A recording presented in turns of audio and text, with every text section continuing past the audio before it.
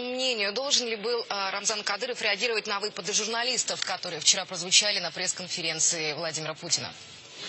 Добрый день. Вы знаете, очень странный, конечно, вопрос вчера задала Ксения Собчак.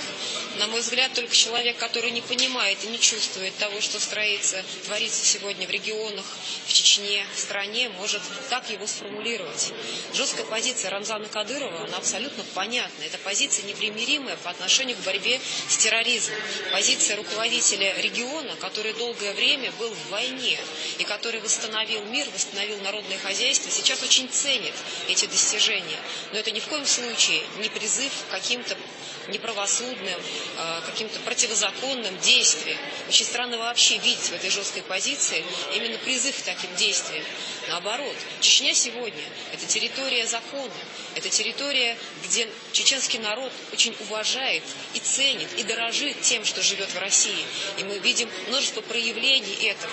Мы гордились, когда именно чеченские ребята спасли из плена российских журналистов Life News, потому что это сила духа, это патриотизм, это такая вера в народ, которой, может быть, нет у других. И я должна сказать, что, конечно, Чечня очень изменилась при Рамзане Кадырове. Он сам потерял отца, который погиб от рук террористов. И для него сегодня возрождение, восстановление и жизнь Чечни – это его личное дело. Поэтому он и смерть ребят, полицейских, воспринимает как личную трагедию и утрату. И этим и вызвана его жесткая позиция. Вряд ли она может быть другой. В любой стране, в любом регионе, который сталкивается с терроризмом, как правило, реакция, она такая же. Вот совсем недавно в Пакистане погибли школьники, ребята, которых расстреляли в военной школе. 143 ребенка погибло. Пакистан тут же отменил мораторий на смертную казнь, потому что только непримиримость, нетерпимость, жесткость по отношению к терроризму в конечном счете может обеспечить мир. По-другому и сказать-то сложно. Поэтому обвинять сегодня Кадырова в том, что он не соблюдает законы, это просто безумие полное, это непрофессионализм. Но, как вам кажется, может быть, не стоило реагировать тогда на эту провокацию? Вообще оставьте ее без внимания?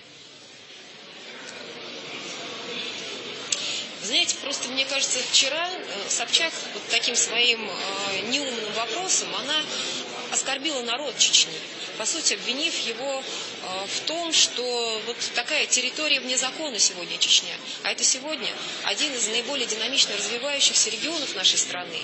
И чеченский народ очень гордится, что он живет сегодня, развивается в составе Российской Федерации. И мы уважаем и ценим чеченский народ, и уважаем и ценим лидера чеченского народа. Поэтому для нас крайне важно, чтобы никакие вопросы, заданные подобным образом, не подвергали сомнению это отношение с нашей стороны и со стороны чеченского народа.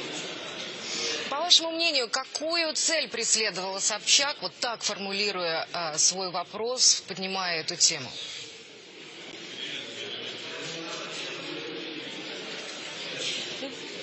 Трудно сказать. Мне кажется, вот это какая-то псевдожурналистская смелость, что я набралась сил и задала вопрос о том, что, мне кажется, впрямую нарушается.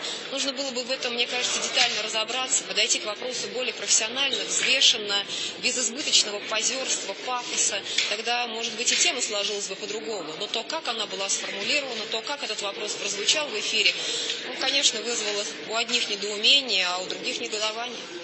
Ну и последний вопрос, Ольга Юрьевна. Как вы считаете, Рамзан Кадыров лично что-то ответит Ксении?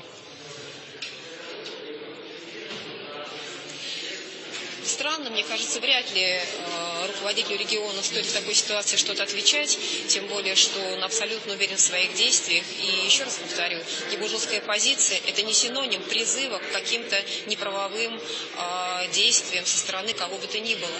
Надо понимать, что ситуация в Чечне в отношении терроризма, она накалена до предела.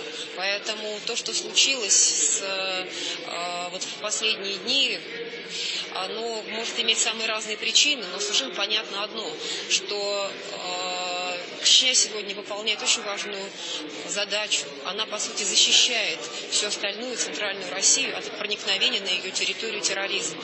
Поэтому дай Бог, чтобы те журналисты, которые так легко и легковесно подходят к заданию вопросов о терроризме, никогда с ним лично не столкнулись. Ведь мы реально могли в Чечне вот в эти дни, получить второй Беслан.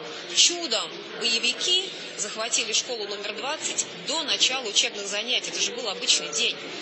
Прошло бы буквально 2 часа, и эта школа была наполнена детьми, родителями, педагогами. И просто страшно представить жертвы, которые могли бы быть в такой ситуации. Мне кажется, вот об этом надо думать, когда ты позволяешь себе задавать вопросы о терроризме. Спасибо большое. На прямой связи со студией была депутат Государственной Думы Ольга Баталина. Обсуждали заявление главы Чечни Рамзана Кадырова в связи с высказыванием президента о ситуации в регионе.